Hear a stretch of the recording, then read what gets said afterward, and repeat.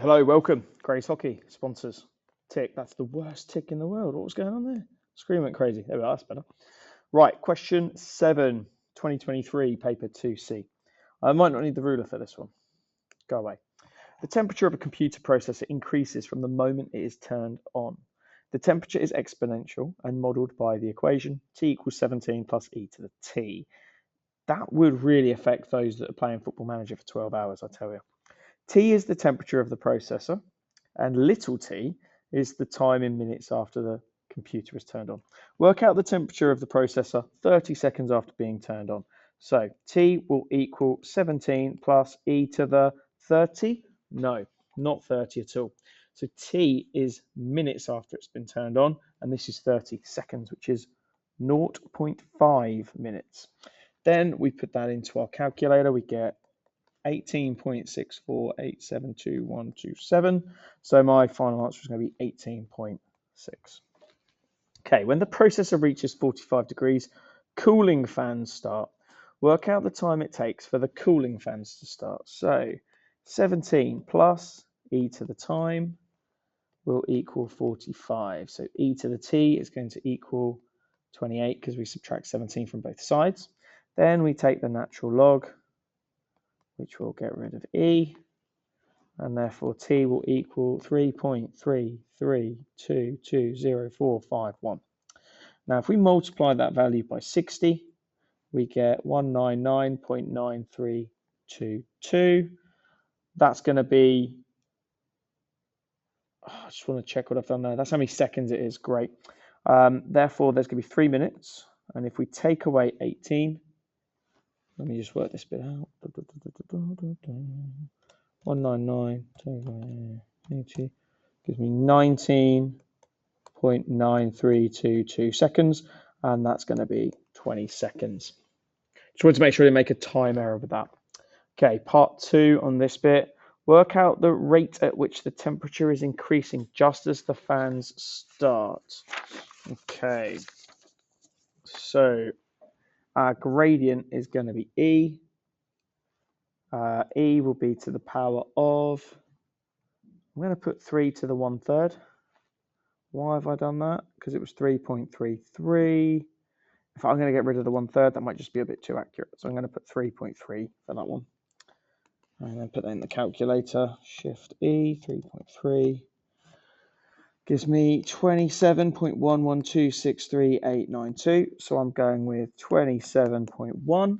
And I'll check my mark scheme, make sure I'm okay with that. Because I put something different in my notes, but I want to go back to 3.3. Because I put 3 1/3.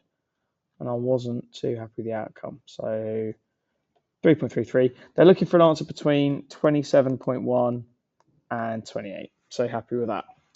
Okay, question 7 continues on the next page. Of course it does. The never-ending paper. Oh, where's it gone? Here we are. So part C, just make sure I've done everything there. Yep.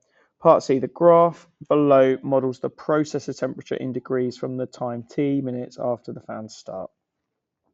Goodness me, imagine if it did go to -10. That would be some fan. Use the graph to estimate the rate of cooling when the processor returns to 18 degrees. So at 18 degrees, we are just 1 square below, which is there. And of course, we need a ruler. I'm going to draw a tangent to it. So I reckon that's good. That's perfect. And then we need to know our gradient of that. So y2 minus y1 over x2 minus x1. So that's quite a nice coordinate down there. We've got 4.5 to 0. And then I want another one. That looks quite nice. That's 1.7 to 60. So 60 over 1.7, take 4.5. 1.7 take away 4.5 gives me negative 2.8. 60 divided by negative 2.8 is negative 21.43. Now, because it wants a rate of cooling, we're going to take the positive value, which gives us 21. I should just put, no, hold on. Something's gone wrong here. This says minutes, and it wants Celsius per second. So we need to just change something. The 2.8. So 60 divided by 2.8 needs to be 60 divided by the amount of seconds. So 2.8 times by 60 is 168.